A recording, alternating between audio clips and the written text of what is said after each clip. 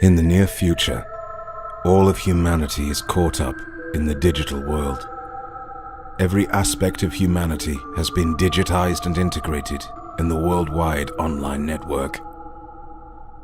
The people of the world trusted the brand new technology as they changed their cash for digital coins and gave their private personal information freely to social engagement websites. The world was slowly becoming slaves to their digital personas and this new technology.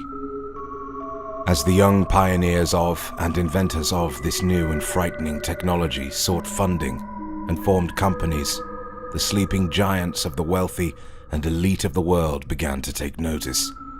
Quietly, the rich bought out every budding coder, developer, and creator.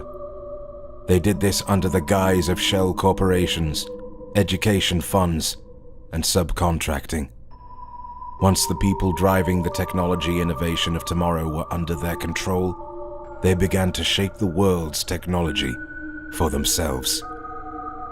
The rich and elite of the world had humanity under its control, but it was difficult and tiresome work. That was why the Deep Web Network was created.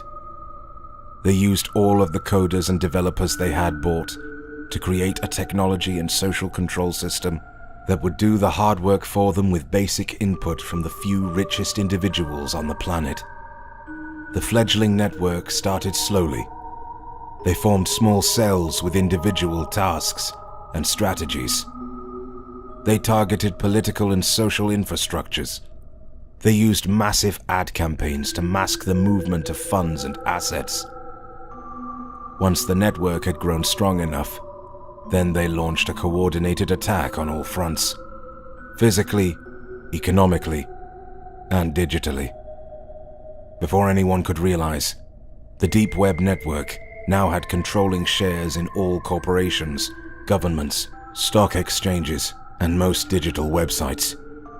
They had drained all bank accounts of money and transferred it to themselves. Almost overnight, the digital age of humanity had been subverted and corrupted. The Deep Web Network controlled the flow of money and employment. Poverty rates drastically increased globally. Those unable to afford the patronage of the people within the network were kept poor by the digital strangulation of the economy. The network controlled all education through privatization. Prices for a good education were heavily inflated, so only the elite's children could afford to learn the skills needed to work in the world they had created. No one was able to stand up to the network. They were either bought, wrapped up in political red tape, or all of their money was gone, and they did not have the means to attack those who had taken over. There were a few rebel fighters who did have the means to fight back against the network.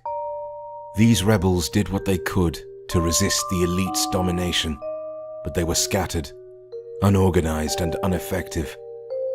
The world waited for a chosen one to rise up with the strength to fight the network. That chosen one arrived one day in the form of a superhero.